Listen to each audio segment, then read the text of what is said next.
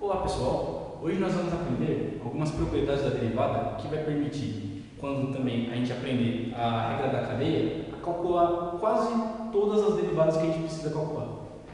São as seguintes propriedades: sejam duas funções f e g deriváveis em a, um ponto a do número delas, e k um número real.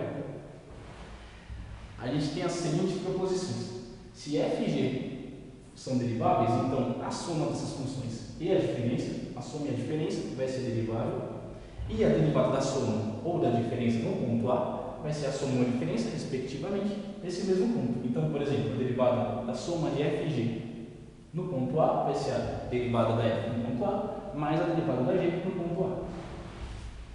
Se f e g são deriváveis, então o produto também vai ser derivado no mesmo ponto, no ponto A.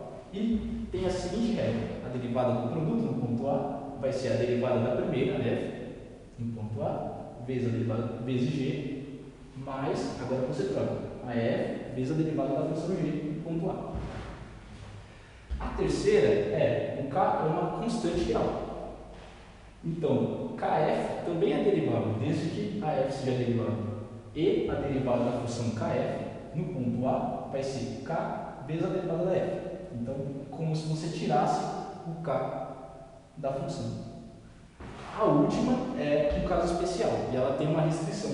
Você tem que ter a derivada da g no ponto A não pode ser zero. Por quê? Porque se for diferente de zero, então o quociente f sobre g vai ser derivado no ponto A também, e tem a seguinte regra: a derivada do quociente vai ser a derivada da f no ponto A vezes a g de A, aqui menos f vezes a derivada de g no ponto A, parecido com o do produto, só que aqui a gente tem um sinal de menos, dividido por g de A ao quadrado, e por isso que a gente tem a restrição de g de A, de g de A ser diferente de zero. Agora, uma demonstração do item 2, que tratava da derivada do produto. A gente tinha duas funções f e g deriváveis no ponto A, e a gente queria saber qual que é a derivada do produto. Então é o seguinte: a gente, partindo da definição de derivada, a gente monta o limite. A diferença entre f do produto f(g) no ponto x e f(g) no ponto A, dividido por x menos A. O que a gente faz então? Escrevendo aqui, que é a mesma coisa. Qual é o segredo? O segredo é a gente somar e subtrair esse termo aqui, f de A vezes g de x. Por quê? Porque aqui, note que a gente tem f de x vezes g de x.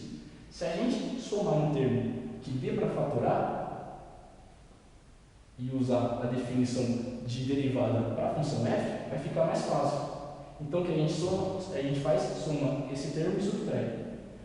Colocando esse termo aqui, g de x, em evidência, a gente vai ter o limite de f de x menos f de A sobre x menos A vezes g de x, mais, aqui eu estou usando a propriedade que a soma do limite, o limite da soma é a soma dos limites, e aqui vai ser o limite dessa segunda parte aqui, que vai ser g de x menos g de A sobre x menos A vezes f de A. Eu coloquei em evidência o f de A.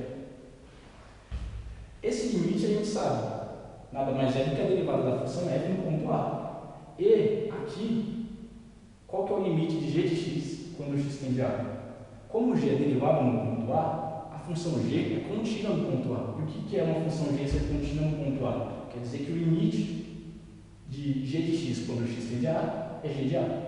Então a gente pode escrever isso. A mesma coisa para essa parte aqui. A mesma coisa.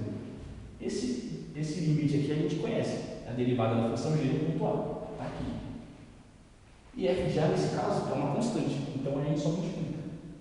Porque a derivada, quando a gente tem uma constante multiplicando uma função e a gente quer calcular o limite, a gente pode tirar a constante para fora e calcular só o limite da função.